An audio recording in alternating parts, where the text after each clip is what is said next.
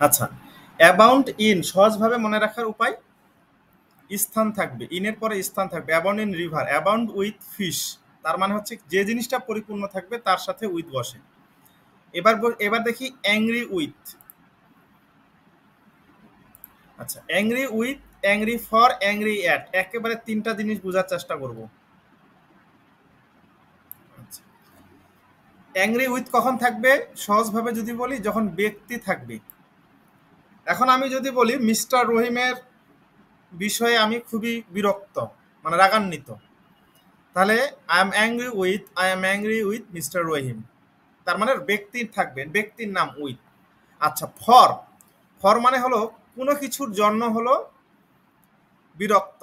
হ্যাঁ, এখন আমি যদি বলি কোনো কিছুর জন্য বিরক্ত বলতে কি,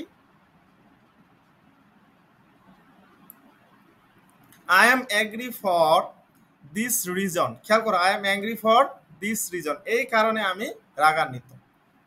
তাহলে এখানে আমার কারণটা দেওয়া থাকবে। ফর মানে জন্য, তাহলে কিসের জন্য রাগান্বিত, আমি যে কারণটা দেওয়া থাকবে সে কারণটা। আবার এবার খেয়াল করো, সূক্ষ্ম পার্থক্য আছে অ্যাট এর সাথে। যখন অ্যাংরি অ্যাড বসবে তখন আমার বসবে সামওয়ানস বিহেভিয়ার অর কন্ডাক্ট।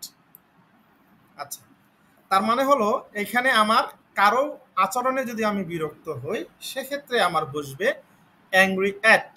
আমি আবারও বলছি, কারো আচরণে যদি আমি বিরক্ত হই তাহলে বসবে অ্যাংরি অ্যাট। তাহলে কন্ডাক্ট মানে হলো আচরণ। আচ্ছা, কন্ডাক্টের বিপরীত হলো মিসকন্ডাক্ট, খারাপ আচরণ।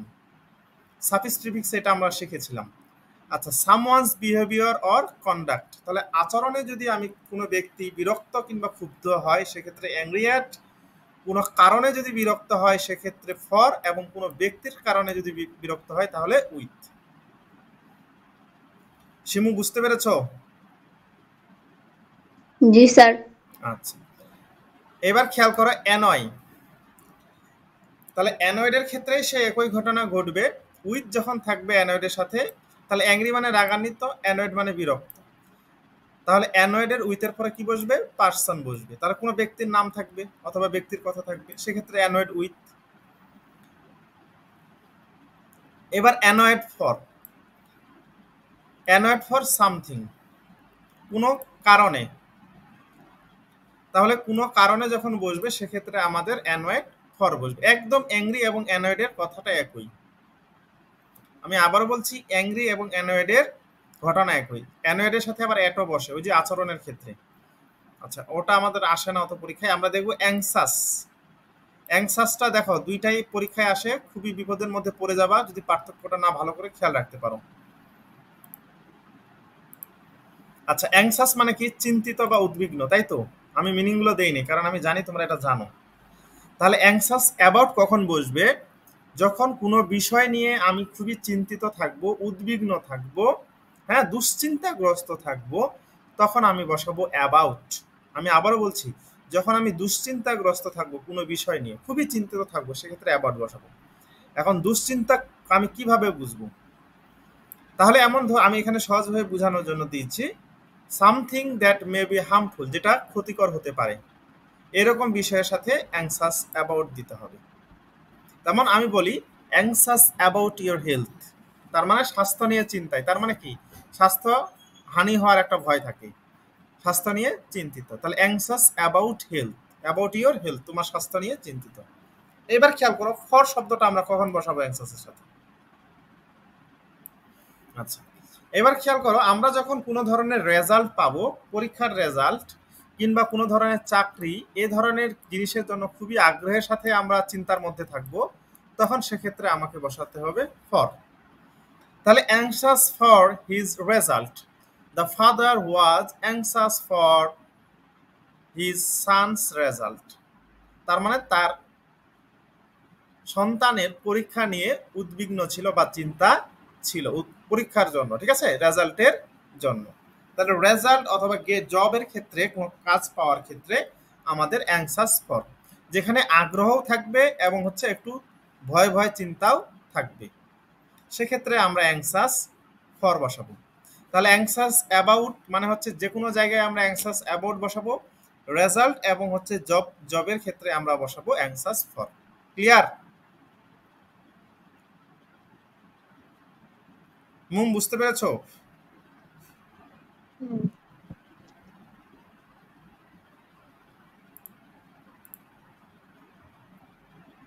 মুমকে প্রশ্ন করেছি, মুম কি আছো? হ্যাঁ, বুঝতে পারছি। পরবর্তী যাই, কম্পেয়ার, কম্পেয়ার টু এবং কম্পেয়ার উইথ। আচ্ছা, এটা তোমাদের পরীক্ষায় বেশ ভোগাবে, আমি জানি। এখানে বোঝানোর পরেও তোমরা মানে বুঝতে পারবে না। এটাই হলো এটা কম্পেয়ারের একটা বিশাল সাফল্য আমি মনে করি। তোমাদের বিশাল ভোগাতে পারে এটা। আচ্ছা, কম্পেয়ার মানে তুলনা করা, কম্পেয়ার টু এবং কম্পেয়ার উইথ। আচ্ছা, কম্পেয়ার টু মানে হলো ভিন্ন জাতীয় বিষয়ের সাথে তুলনা, আর কম্পেয়ার উইথ হলো একই জাতীয় বিষয়ের সাথে তুলনা। তাহলে ভিন্ন জাতীয় বিষয় আর একই জাতীয় জিনিসের সাথে তুলনা বলতে আমরা কি বুঝি? আচ্ছা, এখন আমরা দেখব, যদি আমি একই জাতীয় জিনিসের কথা বলি, আমি এবার খেয়াল করো, আমি মনে করি যে রহিমের সাথে করিমের তুলনা করলাম। তাহলে রহিম এবং করিম দুজনে কি মানুষ কিনা বলো তো? তাহলে রহিম এবং করিম দুজনে মানুষ, তাহলে এদের মধ্যে গুণাবলী কি একই ধরনের থাকবে? মানুষের মধ্যে গুণাবলী প্রায় কাছাকাছি থাকবে না? আচ্ছা, তার মানে রহিম এবং করিমের মধ্যে যখন আমি তুলনা করছি, তখন আমার বসবে কম্পেয়ার উইথ, কারণ ব্যক্তি একই জিনিস।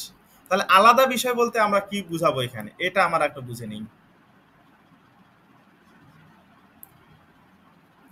তাহলে আলাদা বিষয়, এখন যদি আমি একজন মানুষের মুখকে, আমি আবারও বলছি, আমি যদি একজন মানুষের মুখকে চাঁদের সাথে তুলনা করি, এবার চাঁদ একটা ভিন্ন বস্তু, মানুষের মুখ একটা ভিন্ন বস্তু, তাহলে আলাদা আলাদা বিষয় না?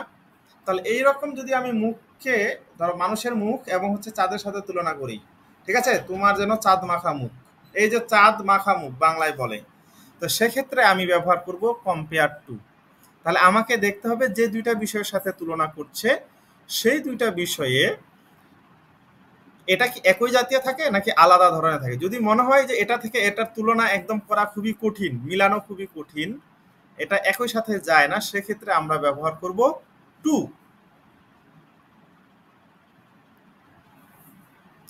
এবার খেয়াল করো, শেক্সপিয়ারের একটি কবিতায় বলা হচ্ছে, shall I compare thee to a summer's day. আমি আবারও বলছি, শ্যাল আই, আমি কবিতাটার লাইনটা লিখে দিচ্ছি বুঝার জন্য। শ্যাল আই কম্পেয়ার দি, দি মানে হলো তোমাকে, হ্যাঁ, আগের ইংলিশে দি বলতো। শেক্সপিয়ার তো 1600 এবং 1700 শতকে ছিলেন। সে সময় তিনি লিখছেন, shall I compare thee to a summer day. আচ্ছা, ভালো করে বুঝবা, এখানে টু বসাইলাম এখানে আমরা। টুটা কেন বসাইলাম একটু আমরা দেখি, কবি কেন টু বসাইলেন। আচ্ছা, টু বসানোর কারণ হলো, খেয়াল করো, আমি কি তোমাকে কল্পনা করতে পারি, খেয়াল করবে, দি মানে তোমাকে, আচ্ছা দি মানে হলো ইউ। সহজভাবে আমি যদি বলি ইউ, মানে শেক্সপিয়ার তার স্ত্রীকে বলছেন, মানে স্ত্রীকে উল্লেখ করে বলছেন, shall I compare you to a summer day. তার মানে আমি কি তোমাকে একটি গ্রীষ্মের দিনের সাথে তুলনা করতে পারি। খেয়াল করো, মানুষের সাথে, মানুষকে কি গ্রীষ্মের দিনের সাথে তুলনা করা যায়? ভিন্ন বস্তু না দুইটা আলাদা? তাহলে দুইটা বস্তু, তাহলে ভিন্ন ভিন্ন বস্তুর সাথে যখন তুলনা করে, তখন আমাদের বসবে টু। উপমা বুঝতে পারছ? পারছি। আচ্ছা, মনে থাকবে তো নাকি? থাকবে। আচ্ছা, তার মানে শেক্সপিয়ার বলছেন যে আমি কি তোমাকে সামার ডে সাথে তুলনা করতে, মানে গ্রীষ্মের দিনের সাথে, মানে গ্রীষ্মের দিনে কি প্রচন্ড পরিমাণে উত্তপ্ত থাকে, হয়তোবা যাকে তুলনা করতে চাচ্ছে সেও মনে হয় খুব সময় রাগান্বিত এবং খুব মেজাজ মুডে থাকে, যার কারণে হয়তো এই তুলনাটা তিনি করতে গেছেন। তাহলে আমরা এই সুবিধার্থে, মানে তোমাদের বোঝার সুবিধার্থে আমি এই উদাহরণটা টেনে নিয়ে আসলাম। এখন আমি যদি বলি, shall I compare my hand writing with you, খেয়াল করবে, তার মানে আমার হ্যান্ড রাইটিং এবং তোমার হ্যান্ড রাইটিং, তার মানে কি মানুষের জিনিসগুলোর সাথে আমি তুলনা করছি, মানুষের সাথে। সেক্ষেত্রে কিন্তু আবার উইথ বসবে। আশা করি বুঝতে পেরেছ। আচ্ছা, মেক অফ এবং মেক ফ্রম, সাদিয়া বলো, এটা তোমাদের লিখে দেওয়া হয়েছিল, তোমার কাছে একটু শুনি।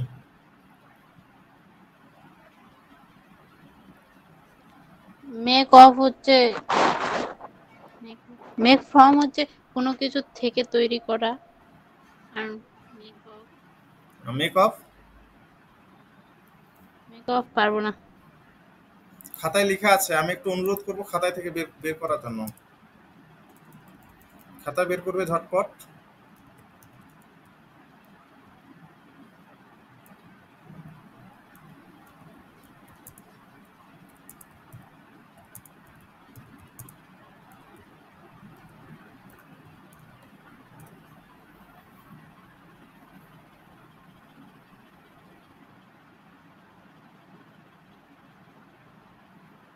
মেক ফ্রম হচ্ছে উপাদানটা বোঝা যাবে না, আর মেক অফ হচ্ছে উপাদানটা বোঝা যাবে।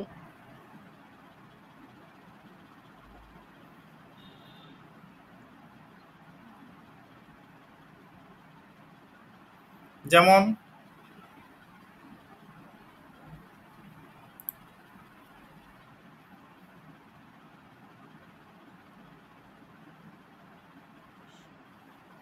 সরিষার তেল হচ্ছে, মেক অফ হচ্ছে সরিষার তেল, আর মেক ফ্রম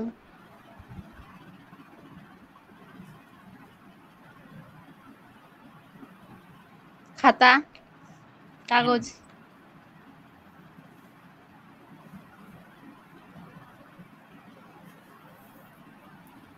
আচ্ছা, এটার জন্য আমি তোমাদের একটা পিকচার পাঠিয়ে দিব আরো ক্লিয়ার করার জন্য। আমি জানি না তোমাদের তখন কি লিখে দিয়েছিলাম, একটা পিকচার পাঠিয়ে দিব। হ্যাঁ, এই পিকচারটা তোমরা হচ্ছে ভালো করে পড়বে, না পড়লে বুঝতে পারবে না। একদম ক্লিয়ার করে দেওয়া হয়েছে। এই পিকচারটা আমি তোমাদেরকে পাঠিয়ে দিব ক্লাস শেষে। আচ্ছা, এটা তোমাদেরকে নিজে পড়তে হবে, আমি এখন বলছি না। এবার খেয়াল করো, কনসিস্ট অফ এবং কনসিস্ট ইন। আচ্ছা, আমরা দেখব যে কনসিস্টের সাথে যখন অফ থাকবে তখন গঠিত, এবং ইন থাকলে নিহিত। আর নিহিত আর একটা অর্থ আছে লাই ইন।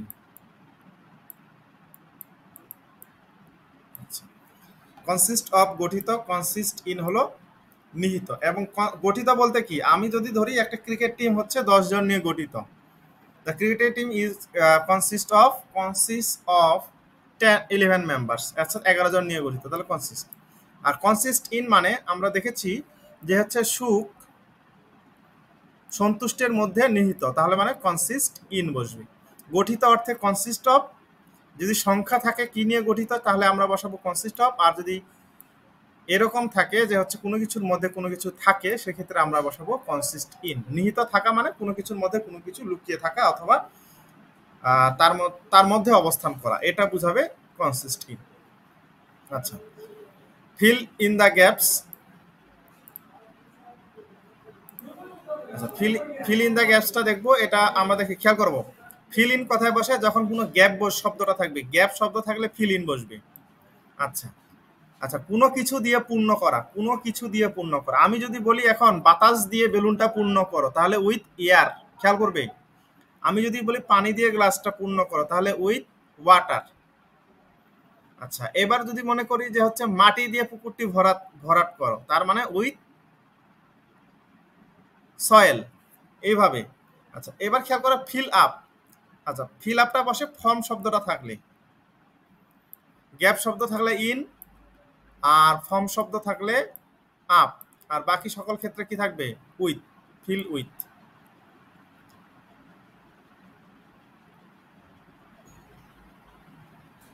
আশা করি বুঝতে পেরেছো।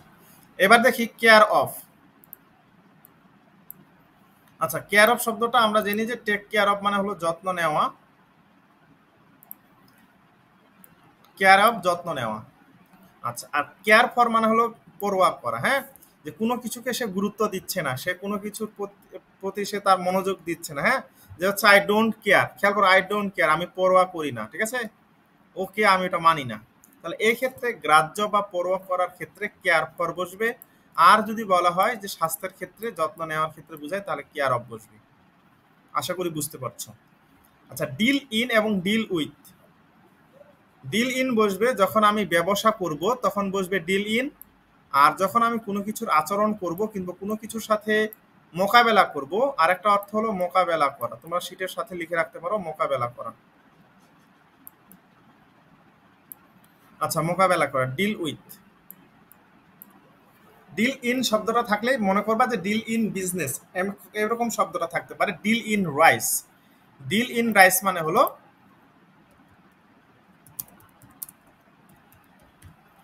ডিল ইন রাইস, তার মানে হলো কি চালের ব্যবসা। হি ডিলস ইন রাইস মানে হলো সে চালের ব্যবসা করে। আচ্ছা, যদি এরকম কোনো কিছু শব্দ থাকে যে মনে হচ্ছে এটা ব্যবসার সাথে রিলেটেড, তাহলে ইন বসাবা, অন্য সকল ক্ষেত্রে ডিল উইথ বসাবা। আশা করি ডিল ইন এবং ডিল উইথ বুঝতে পারছো। এবার দেখো ইমপ্যাক্ট অন এবং ইমপ্যাক্ট অফ, এ ধরনের কিছু শব্দ আমরা যখন প্র্যাকটিস করব বেশ কিছু আমরা কনফিউশনের মধ্যে পড়বো যে আসলে আমরা কোনটা বসাবো, এটা আমরা নিজেরাই বুঝতে পারবো না। কোনো কিছুর উপর প্রভাব। এবার খেয়াল করো, একজন মানুষ যদি স্মোক করে তাহলে খেয়াল করবে তাহলে তার ইমপ্যাক্টটা কিসের উপর পড়বে, খেয়াল করো, স্বাস্থ্যের উপর প্রভাব পড়বে না? তাহলে খেয়াল করো ইমপ্যাক্ট অন হেলথ, তাহলে স্বাস্থ্যের উপর প্রভাবটা পড়ছে। আবার একইভাবে ইফ অফটা কোথায় বসবে, তাহলে সে যদি কিসের উপর প্রভাব পড়ছে সেটা যদি থাকে অন, অন মানে কি উপরে, স্বাস্থ্যের উপরে প্রভাব। আবার ইমপ্যাক্ট অফ